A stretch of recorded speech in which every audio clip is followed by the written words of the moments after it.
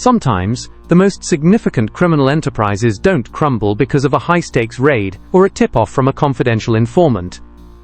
Sometimes, they fall apart in the most mundane way imaginable: silence. It wasn't a violent standoff or a high-speed chase that unraveled the empire of Danielle Stafford. It was a simple, quiet contradiction. To the outside world, she was a ghoster perhaps, the perfect citizen. She was a woman who didn't exist on any criminal database, a figure who blended seamlessly into the fabric of everyday society, hiding a reality so lucrative and so structured that it would eventually stun investigators. Danielle Stafford was, by all traditional metrics, a success story. A university graduate with a sharp mind, she held a respectable position as an engineer for the Swift Group. Her colleagues saw a professional, diligent young woman who clocked in and clocked out, living a life of quiet stability. But if you look closer, you look past the resume and into the financial footprints she left behind, the image began to distort. In the eyes of the banking system, she was a phantom.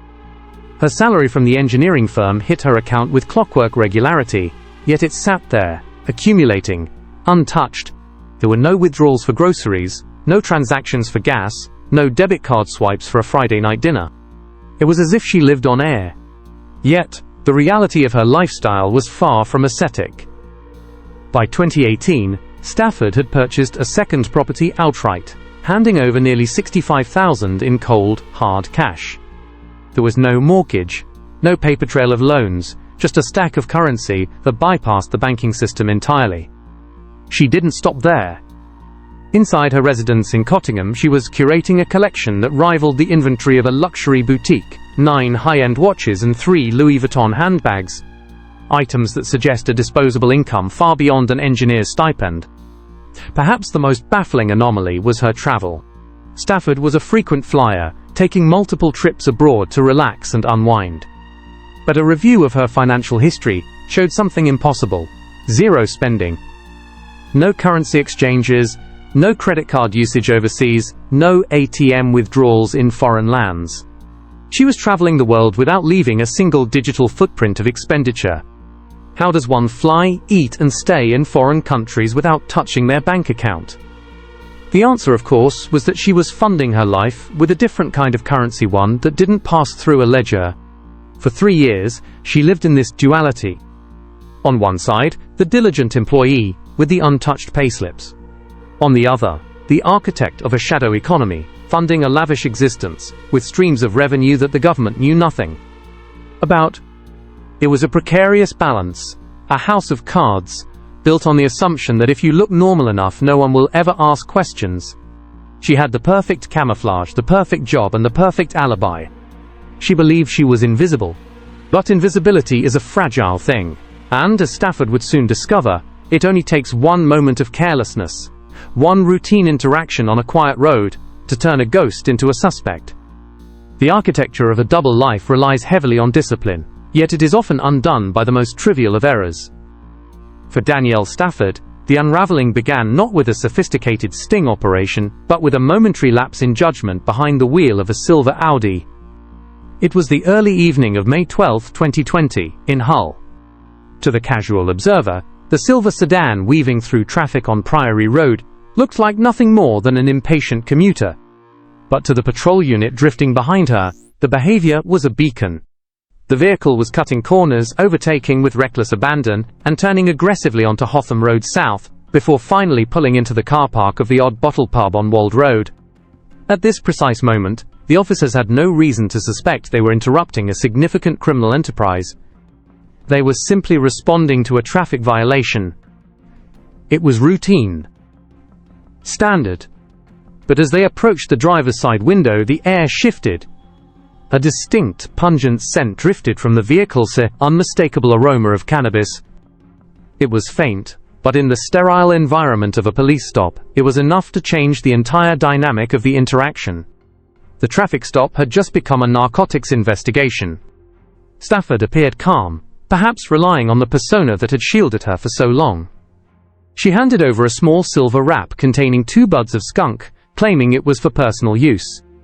It was a calculated admission, a small sacrifice, intended to satisfy the officers and send them on their way. But police intuition is honed on skepticism. They didn't buy the personal use narrative. A subsequent search of the vehicle shattered her story. Stuffed behind the seat was a food bag filled with more illicit botanical material, and an empty tub, coated in residue, was recovered nearby. In total, the cannabis in the car alone was valued at over $1,300, far beyond the recreational habits of a casual user. Then, the digital heartbeat of her operation began to pulse. During the short, tense journey to the custody suite, Stafford's phone erupted. It rang incessantly, 30 calls and 20 messages flooding in within minutes. This wasn't a friend checking in, this was a customer base panicking. The sheer volume of communication was a red flag that could not be ignored. The situation escalated further as they pulled into the station. An observant officer noticed Stafford shifting uncomfortably in her seat, adjusting her waistband with nervous energy. When pressed, the facade finally cracked. She hesitated, the calm demeanor of the professional engineer dissolving into the anxiety of a suspect, caught red-handed. She admitted there was something else. "It's not mine," she stammered. "I don't know what it is. I shoved it down my joggers when you pulled me." From beneath her clothing, she produced a bag containing 56 individual wraps of crack cocaine, valued at $2,800. This was the turning point. Carrying a small amount of cannabis might be explained away as a bad habit, but 56 wraps of a Class A substance is a statement of intent. This wasn't a mistake, it was a business model. And as the officers booked her into custody, they realized that the silver Audi was just the delivery vehicle. The warehouse was yet to be found. The transition from a roadside stop to a full-scale raid is often rapid, and in the case of Danielle Stafford, the escalation was immediate. Armed with the discovery of Class A substances, and the relentless activity on her phone, officers descended upon her residence in Hallgate, Cottingham. From the street, the property blended seamlessly into the quiet, suburban landscape. It was the kind of home that projected stability, a brick-and-mortar testament to a young professional's success. But as the police forced entry, the facade of domestic normalcy evaporated, revealing a meticulously organized warehouse for illicit trade. The first anomaly was brazenly displayed in the living room. Resting casually on a table was a banana box, but it held no fruit. Instead, it was packed with herbal cannabis valued at roughly $2,500. It was a careless oversight for someone who had gone to such lengths to conceal her wealth, a sign perhaps of complacency, born from years of evading detection. Nearby, the tools of the trade were laid out: food bags, weighing scales, and glass jars containing further amounts of cannabis. Stafford would later admit that these items were hers, a small concession in the face of overwhelming evidence. But as the search team moved deeper into the property, the true scale of her operation began to emerge. In the bedroom, the investigation turned from narcotics to finance. Hidden among her personal belongings were bundles of cash, separated and stashed with deliberate intent. One bag held $430. Another contained $670 in notes. Further searches revealed larger sums: $350 here, $480 there, tucked into corners and drawers.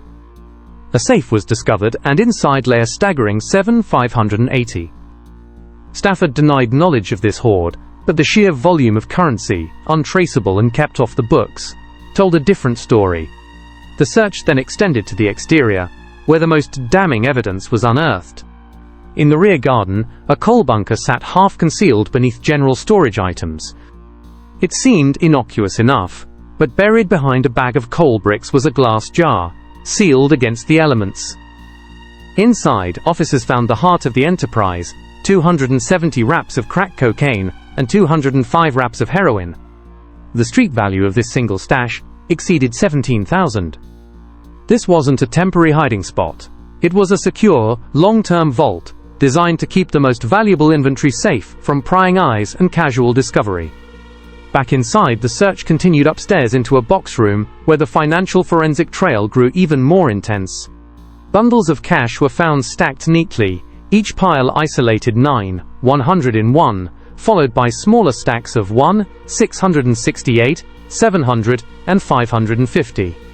There were no bank slips, no envelopes with names, just cold, hard currency stored behind furniture and pressed behind electronics, Some notes were banded, others folded into clothing. In total, nearly $27,000 in cash was recovered from the property. The meticulous nature of the concealment, the separation of drug types, the distinct bundles of money proved that this wasn't the chaotic hoarding of an addict.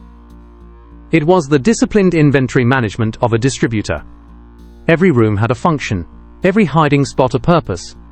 The police had walked into a fully operational logistics hub, managed by a woman who the world thought was just an engineer. By April 2023, the quiet streets of Cottingham felt a world away from the sterile, imposing atmosphere of Hull Crown Court. Danielle Stafford, now 31, stood in the dock not as the frantic driver from that evening in May, but as the composed, professional engineer she had always presented herself to be. She was well-dressed, articulate, and outwardly calm. Yet, the charges leveled against her were anything but serene. She faced 3 counts of being concerned in the supply of class, a substance as specifically heroin and crack cocaine along with cannabis distribution, and the possession of criminal property. Referencing the nearly £27,000 found stashed throughout her home, the timeline of her alleged activities spanned nearly 3 years, a significant period for someone maintaining a full-time, legitimate career.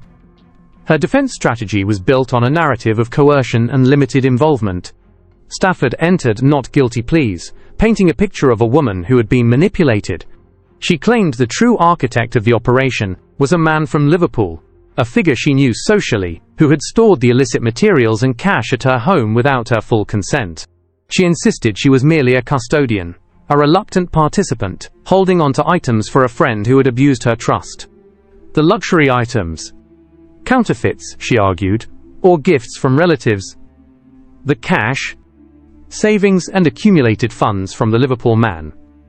It was a story designed to evoke sympathy, portraying her as a victim of circumstance rather than a willing participant in the drug trade. However, the prosecution, led by Naden Bashir, dismantled this narrative with forensic precision. They didn't rely on emotional arguments. They used the cold, hard logic of numbers. The jury was shown a financial profile that was simply impossible to reconcile with her explanation. Stafford's bank accounts revealed a life of complete financial dormancy, no withdrawals for food, fuel, or daily living expense. Yet she was taking foreign holidays and purchasing property. The prosecution argued that her legitimate salary was merely a cover, untouched because she was living entirely off the proceeds of her illicit business. The phone data was equally damning. The incessant ringing during her arrest, the flurry of messages, the clear patterns of a distribution network in motion. This wasn't the behavior of a passive storage facility, it was the rhythm of an active dealer. Midway through the trial, as the weight of the evidence became undeniable, the defense collapsed. Stafford withdrew her earlier claims and changed her plea to guilty on all counts. The jury, having already been sworn in, was dismissed, and the proceedings moved inevitably toward sentencing. Judge Mark Berry was unequivocal in his assessment. He rejected the Liverpool Man defense entirely, stating, "You were a street dealer in cocaine. You had a significant amount of designer items and jewelry. I am not prepared to accept that it was fake." He noted the sophistication of her operation, the calculated nature of her wealth, and the sheer volume of Class A substances involved. The sentence was severe, 7 years and 6 months in prison. But the legal system wasn't finished with Danielle Stafford. Months later, a Proceeds of Crime Act hearing determined the extent of her financial benefit from the enterprise. She was ordered to repay $96,263, the calculated value of her ill-gotten gains. The court gave her 3 months to pay, with the threat of an additional year in prison if she defaulted. It was a stark reminder that in the world of organized crime, the debt is never truly settled until the ledger is balanced.